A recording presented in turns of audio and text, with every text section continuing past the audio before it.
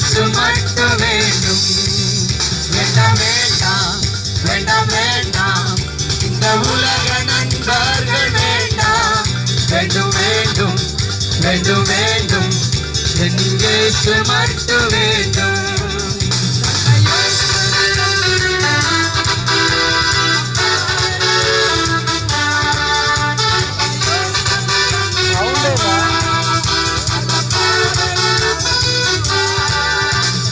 யோசனை தந்திடுவார், நல்ல பாதையில் நடத்திடுவார்.